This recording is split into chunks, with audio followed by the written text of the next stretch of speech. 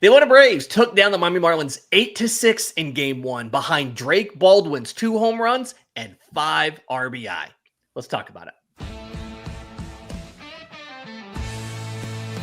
This is the Braves Postcast, your instant game reaction for the Atlanta Braves. Part of the Locked On Podcast Network, your team every day. Yes, welcome on in to the Braves Postcast, part of Locked On Sports Atlanta, where we cover your Atlanta sports teams each and every day.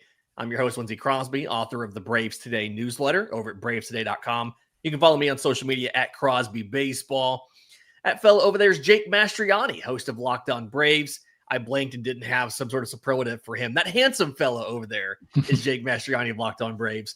Follow him on social media at shorts.ball. Make sure you're subscribed to Locked On Braves wherever you get your podcast. Jake's had a lot of great stuff recently, whether it was Jurickson Profar potentially scamming the Braves, thoughts on the Byron Buxton situation, all of that kind of stuff. But before we get to that, I want to talk about Atlanta's 8-6 win over the Miami Marlins. And I'm going to be honest, Jake, I had a moment in this game where I started to doubt just a little bit.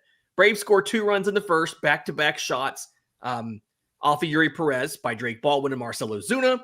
And then Cookie Carrasco gives up 5 runs in the second. You see why his nickname is Cookie. He hangs a slider middle, and it gets crushed. But Atlanta ends up scoring the final 6 runs of this game. We're going to get to the pitching in a minute. But on the offense, this felt like really good quality contact by everybody in the lineup.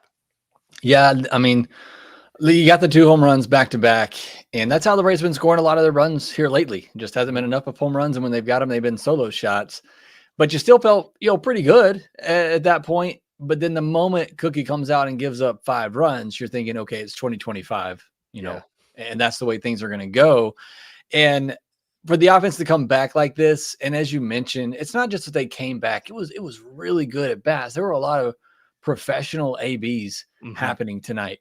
And so that's really good to see, because as we, in a lost season, the rest of the way, that's what we're looking at. That's what we're focusing on. I don't think we are so back there, John, but I mean, that's what you're looking for from a lot of these players, whether it be Profar, who I'm going to talk about in tomorrow's podcast, and where he fits and what type of offensive identity this team's going to be, whether it's going to be a Nacho, if he's going to be part of this. He comes in late in this game, is able to get on base, but just others too in this game just had some really good at-bats. Obviously Drake Baldwin, I know we'll talk a lot about him, but that's what you want to see from this team the rest of the way. It feels like the rest of this week leading up to this, just to be honest, it hasn't been a lot of fun to watch. And I know part of that is just because they're losing, and look, I know it's a lost season. It might benefit the Braves more to lose, but I still like to win, and I still want to see them play well.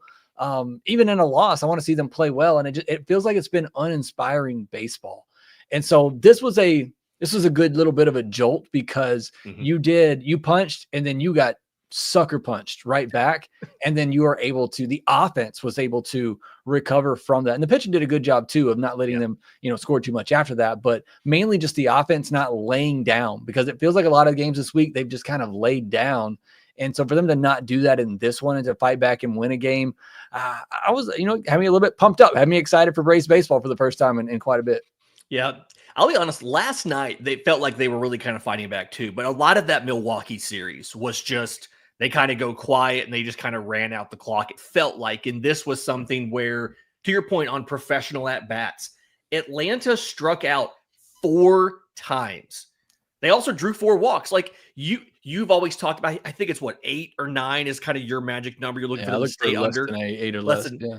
Less than 8. And not only do they stay under that, they have the same number of walks as strikeouts, and it doesn't require some monumental effort like against the Royals where they walked 14 times.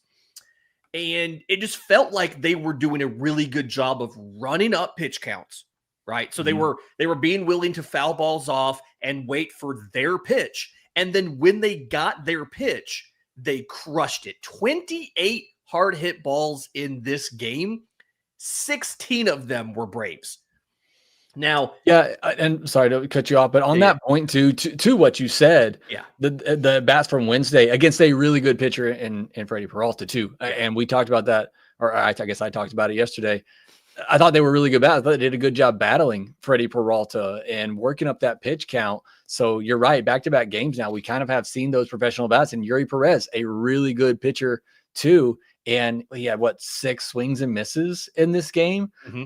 So, I mean, and he's got really, really good stuff. So you're right, including what happened on Wednesday, kind of back-to-back performances here from this offense where you've seen some really good at-bats.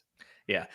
The question came up in the chat a few times here. I found one of them from Joe. Is Drake Baldwin this team's best pure hitter outside of Ronald Acuna Jr.? And again, he goes 3 for 5 tonight, 2 runs, both of those on his homers, 5 RBI total. And it's not that all his RBI came on the 2 homers. He had RBI outside of those 2 home runs. It's beginning to feel like, one, maybe he felt the pressure of Isaac Collins coming into his house and performing really well in the Brewers series. And you have another Rookie of the Year candidate in Agustin Ramirez in this one. But this is the second time in 17 days that he's had a 5 RBI game. And I'm having to look up what's the rookie record for RBI in a single game for the Braves. I mean, it feels like when he's on, he is probably our best hitter outside of Ronald Acuna Jr. And because Ronald's on the injured list, he might be the guy. I mean, where have they been putting him in the last month? They've been batting him 3rd. They've been batting him 4th. He's been right there in the heart of the order for a month now. And he's a rookie. It's really impressive. I mean, I had some doubts about the pure hit ability for Drake. I felt like the power was going to be there for him going to the next level, but I had concerns about the hitting capability that he could hit for a high average. Yeah. And look, it's one season, and I'm sure the league's going to adjust to him, and he's going to have to make some adjustments back, but he's been really, really impressive. And so I guess it depends on what your definition of a pure hitter is, but I take that as just, batting average is really what I take it as somebody that can hit 280, which he's doing. I think depending on what you believe Austin Riley is, and I still have confidence that Austin Riley is going to be a 270, 280 hitter. But yeah, I'd say outside of that, I think Drake Baldwin is probably the other guy that when I look at up and down this lineup of who's there right now, I think outside of Acuna, I think Baldwin's your best bet of somebody in this lineup to hit 280 or higher.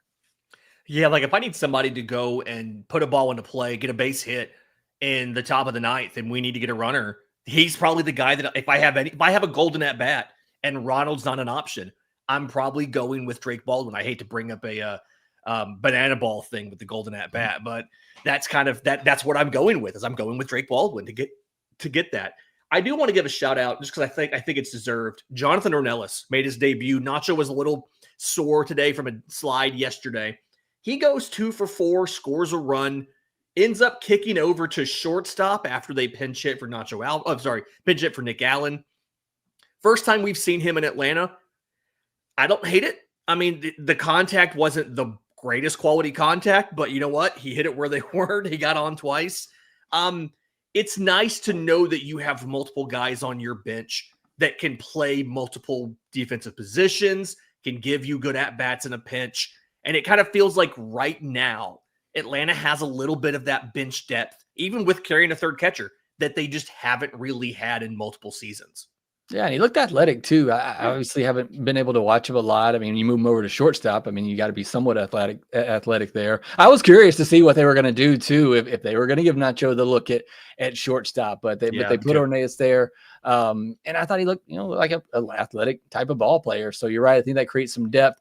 I'm going to give a final shout out here too, and also plug again my upcoming podcast on Profar, because last 24 games, as I'm going to talk about on the podcast, 350 on base percentage. Doesn't get a hit tonight, but walks twice, scores twice, and kind of helps in that error. He created that error from the shortstop because he took that turn around third, and you saw the pitcher point, to tell the shortstop, hey, look at him. That threw the shortstop off and created that error. So I think he's been doing some pretty good things. I know we've talked about the defense and how dreadful it is, but especially since going to the top of the order, he's done a really good job of getting on base for this team. Yeah. All right. In just a second, we'll talk about Carlos Carrasco, the rest of the pitching staff, how they did. And I do have a little bit of praise for Carrasco, believe it or not. We'll do that next, right here on the Braves Postcast. It's time to fuel up and turn it up with 5-Hour Energy Transfusion. It brings the bold grape, ginger, and lime flavor of your favorite golf drink, minus the alcohol, into a quick, energizing shot. Whether you're sneaking birdies or just making memories with friends, this one's a hole-in-one for your energy game. Because let's be honest, some days on the course or off it, you need that extra boost to stay sharp and energized. And honestly, golf's all about good times with good people and good flavors, of course. The grape ginger lime flavor gives you the best parts of your clubhouse go-to without chasing down the beverage cart.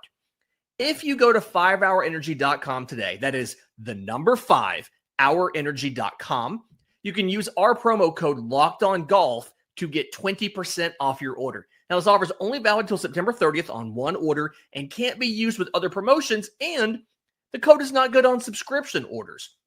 But whether you're meeting up with friends or trying to turn 18 holes into 36, get the energizing boost you need to power through. Order transfusion flavor 5-Hour Energy shots today. Okay, so a lot of the frustration and a lot of the hole Atlanta was in came from Carlos Carrasco in the 5th inning. He let the Marlins have a hit for a cycle in the inning. They got a single, a double, a triple, and a homer there. And the home run, you absolutely saw why his nickname is Cookie. I don't think Snit knew his nickname was Cookie, but why his nickname is Cookie, because the Graham Pauley home run, which Graham Pauley, local kid, by the way, was a full count, middle sinker at 89 miles an hour. Like, I haven't played baseball in a while. I'm probably not getting that out, but we all know Jake's a fantastic athlete. He's absolutely going to crush that pitch if he gets one. But I will say this about Carlos Carrasco. Atlanta has 5 games in 4 days in this series, doubleheader on Saturday.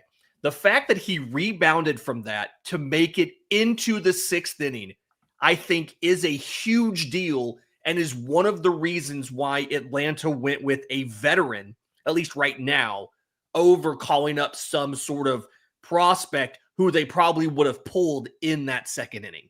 Yeah, I mean, if that's Didier Fuentes, he's gone, right? Like, I mean, not to pick on Didier, but if that's J.R. Ritchie, if that's, anybody else, I mean. Blake Burkhalter. Enough people have picked on Fuentes this year.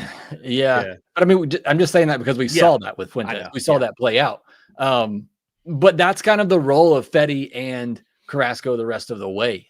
There may be games like that where they get bombed, but if they can get you through 5 innings and throw their 90 to 100 pitches, that's kind of what they're there for. So you're right. Good on him and good on, the Braves for being able to do that. But that's kind of what he and Fetty are there to do right now, is just to eat up innings and save you from having to yank a young kid in the 2nd inning and then blow up your bullpen for a series. So as much as I want to see the young kids, and I think we still will at some point, I do understand the ability to go with a Fetty and a Carrasco for now, just to give you those innings.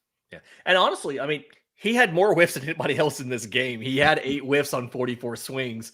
Still, it wasn't a good outing by any stretch, but I do want to give him credit for that. I do think that's something that could factor into the weekend when you look at how many games Atlanta has to play. Obviously, Hurston Waldrop's going to be one of the guys they call up for Saturday. Fetty gets the other start, but getting that link out of Carrasco, I think, was big.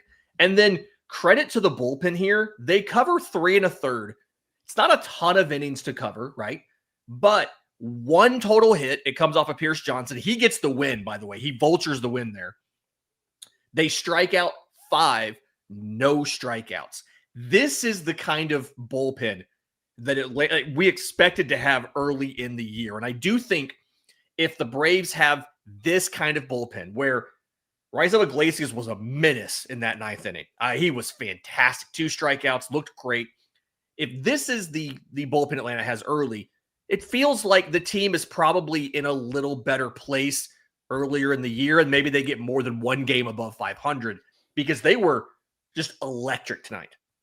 Yeah, they were really good. Dylan Lee looked nasty today. I know he's had a rough, month, but he was absolutely filthy tonight. That poor kid.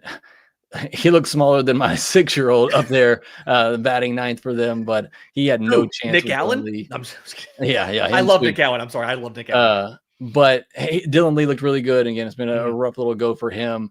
But yeah, it's been great. I mean, I still would push back and say that even in the first couple of months, you still got to score those runs to be able to have those chances. I'm thinking of at least 5 games you blew from the pen, though. For sure. If you get those 5 back, maybe you're at +4, +5 over 500. Yeah, and it's something to think about too, because you didn't trade Pierce Johnson. So you got to figure he's part of this team going forward. Dylan Lee's going to be. Who knows what happens with Rysell, but it's a good chance that at least Johnson and Lee are going to be part of this. Well, and Dodd, who we saw in this one too, are going to be part of the bullpen next year. And they looked really good tonight. Hey, Jake, real quick, why is Dylan Dodd so successful as a reliever? What's he doing differently? Well, they got him throwing this pitch that a lot of other players around Major League Baseball are starting to use. I can't remember the name of it. It's Lindsay's cutter propaganda. We're still doing this. We're still on this, people. We're still on the cutter propaganda. Okay, so again, Braves win this one 8-6, game 1.